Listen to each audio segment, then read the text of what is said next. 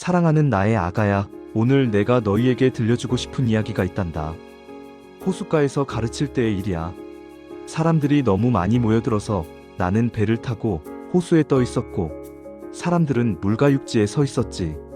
그때 나는 비유로 여러 가지를 가르쳤는데, 그중 하나가 씨 뿌리는 사람의 이야기였단다. 씨 뿌리는 사람이 씨를 뿌리러 나갔어. 그가 뿌릴 때에 어떤 씨는 길에 떨어졌지. 그러자 새들이 와서 그것을 먹어버렸어. 어떤 씨는 흙이 많지 않은 돌밭에 떨어졌단다. 흙이 깊지 않아서 싹은 곧 돋아났지만 해가 솟아오르자 타버리고 뿌리가 없어서 말라버렸어. 또 어떤 씨는 가시덤불 속에 떨어졌는데 가시덤불이 자라면서 숨을 막아버려서 열매를 맺지 못했단다. 그런데 어떤 씨들은 좋은 땅에 떨어졌어. 그것들은 자라나서 열매를 맺었는데 30배, 60배, 100배로 열매를 맺었지. 나의 사랑하는 아가야, 제자들이 나중에 나에게 와서 물었어. 이 비유가 무슨 뜻입니까? 그래서 나는 설명해 주었단다. 씨 뿌리는 사람은 말씀을 뿌리는 거야. 길에 떨어진 씨는 말씀을 듣기는 하지만 사탄이 와서 그들 안에 뿌려진 말씀을 빼앗아가는 사람들이지. 돌밭에 뿌려진 씨는 말씀을 듣고 곧 기쁘게 받아들이지만 뿌리가 없어서 환난이나 박해가 일어나면 곧 넘어지는 사람들이야. 가시덤불 속에 뿌려진 씨는 말씀을 듣기는 하지만 세상 걱정, 재물의 유혹, 그 밖에 다른 것들에 대한 욕망이 들어와 말씀의 숨을 막아버려서 열매를 맺지 못하는 사람들이란다. 좋은 땅에 뿌려진 씨는 말씀을 듣고 받아들여 30배, 60배, 100배의 열매를 맺는 사람들이지. 오늘 이 비유가 너에게 무엇을 말해주는지 아니? 먼저 알아야 할 것은 씨 뿌리는 사람은 포기하지 않는다는 거야. 어디에 떨어질지 모르지만 계속 뿌린단다. 길에도, 돌밭에도, 가시덤불에도, 좋은 땅에도. 그것이 바로 하느님 아버지의 사랑이야. 포기하지 않는 사랑 말이야. 혹시 너는 네 마음이 길 같다고 느끼니? 딱딱하게 굳어서 말씀이 들어올 틈이 없다고 생각하니? 오랫동안 상처받고 실망하고 배신당해서 더 이상 누구도, 심지어 하느님의 말씀조차 믿을 수 없게 된 이들이 있을 거야. 성경을 읽어도 그저 글자로만 보이고 강론을 들어도 귀에 들어오지 않고 이런 말들이 나한테 무슨 소용이야 하며 마음의 문을 닫아버린 이들 말이야. 과거에 교회에서 상처받았거나 기도했는데 응답이 없었다고 느껴서, 아니면 너무 오랫동안 신앙에서 멀어져 있어서 이제는 말씀이 마음에 스며들지 않는 이들이 있을 거야. 나의 사랑하는 아가야, 씨 뿌리는 사람은 길이 딱딱하다고 해서 거기를 피하지 않았어. 거기에도 씨를 뿌렸단다. 왜냐하면 그는 희망을 포기하지 않았기 때문이야. 나도 마찬가지란다. 네 마음이 아무리 딱딱해져 있어도 나는 계속 씨를 뿌리고 있어. 오늘도 내일도 언젠가 내 마음이 부드러워질 그날까지 말이야. 아침에 성경을 펼칠 때 주님, 제 마음이 딱딱합니다. 하지만 주님의 말씀으로 부드럽게 해주세요 라고 기도하렴.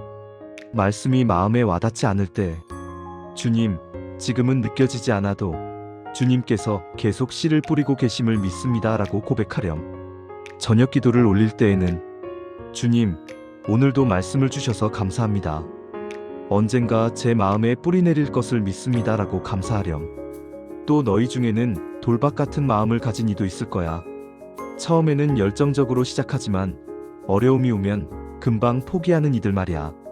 새해에 올해는 매일 기도하겠어, 성경을 다 읽겠어 하고 시작하지만 일주일도 못 가서 그만두거나 피정이나 수련회에서 은혜를 받고 이제 달라질 거야 하지만 일상으로 돌아오면 다시 예전으로 돌아가거나 좋은 강론을 듣고 감동받았는데 집에 가는 길에 벌써 잊어버리는 이들이 있을 거야.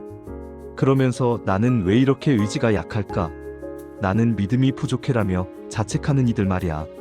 나의 사랑하는 아가야, 돌밭의 문제는 흙이 깊지 않다는 거였어. 뿌리를 내릴 수 없었지. 신앙도 마찬가지란다. 깊이가 필요해. 감정만으로는 오래 갈 수 없어. 매일 조금씩 꾸준히 뿌리를 내려야 한단다. 하루에 한 구절이라도, 5분이라도, 작지만 깊게 말이야.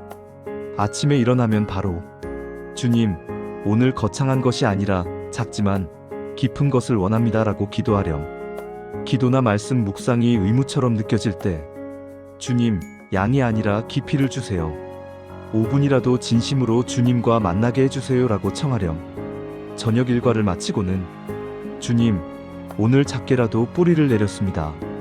조금씩 깊어지게 해주세요라고 감사하렴. 그리고 너희 중에는 가시덤불 같은 삶을 사는 이도 있을 거야. 하느님의 말씀을 듣고 받아들이고 싶은데 세상 걱정이 너무 많아서 숨이 막히는 이들 말이야. 생계 걱정, 자녀 교육비 걱정, 노후 걱정, 건강 걱정으로 머릿속이 가득 차서 기도할 때도 집중이 안 되고 미사 중에도 계속 다른 생각이 나고 밤에 잠들기 전에도 걱정이 꼬리를 무는 이들이 있을 거야. 또는 더 많이 벌어야 한다는 욕망, 더 높은 곳에 올라가야 한다는 야망, 남들처럼 살아야 한다는 강박에 사로잡혀서 정작 중요한 것은 놓치고 사는 이들도 있을 거야. 나의 사랑하는 아가야, 가시덤불은 나쁜 것이 아니었어. 그것도 다 잘하는 거니까. 하지만 문제는 그것이 씨의 숨을 막아버렸다는 거야. 너의 걱정도, 너의 일도, 너의 욕망도 다 의미가 있어. 하지만 그것이 하느님의 말씀을 질식시키게 해서는 안 된단다. 우선순위가 필요해. 매일 아침 하루를 시작할 때 주님, 오늘 걱정들이 많습니다. 하지만 먼저 주님의 말씀을 듣겠습니다 라고 기도하렴. 걱정이 밀려올 때 주님, 이 걱정을 주님께 맡깁니다. 제 마음에 공간을 만들어주세요 라고 청하렴. 저녁에는 주님, 오늘도 걱정이 있었지만 말씀이 숨을 쉬게 했습니다. 감사합니다 라고 고백하렴. 사랑하는 나의 자녀들아, 그런데 좋은 땅도 있었단다. 말씀을 듣고 받아들여 30배, 60배, 100배의 열매를 맺는 땅 말이야. 재미있는 것은 열매가 다 다르다는 거야. 어떤 땅은 30배, 어떤 땅은 60배, 어떤 땅은 100배. 다 다르지만 다 좋은 땅이란다. 너를 다른 사람과 비교하지 마. 저 사람은 100배 열매를 맺는데 나는 왜 30배밖에 안 될까 하지 마. 30배도 좋은 땅이야. 중요한 것은 네가 말씀을 받아들였다는 거야. 네가 잘하고 있다는 거야. 네가 열매를 맺고 있다는 거란다. 오늘 이 자리를 떠날 때 네가 기억해야 할 것은 이거야. 씨 뿌리는 사람은 포기하지 않는단다. 내 마음이 어떤 상태든 나는 계속 씨를 뿌리고 있어. 오늘도 너에게 말씀을 주고 내일도 너를 부르고 언제까지나 너를 사랑할 거야. 주변을 둘러보렴. 아직도 길처럼 딱딱한 마음을 가진 사람, 돌밭처럼 뿌리 내릴 곳이 없는 사람, 가시덤불에 숨 막히는 사람들이 있을 거야. 그들에게 다가가 말해주렴. 괜찮아. 씨 뿌리는 분께서 포기하지 않으셔. 우리도 포기하지 말자. 그리고 함께 좋은 땅이 되자.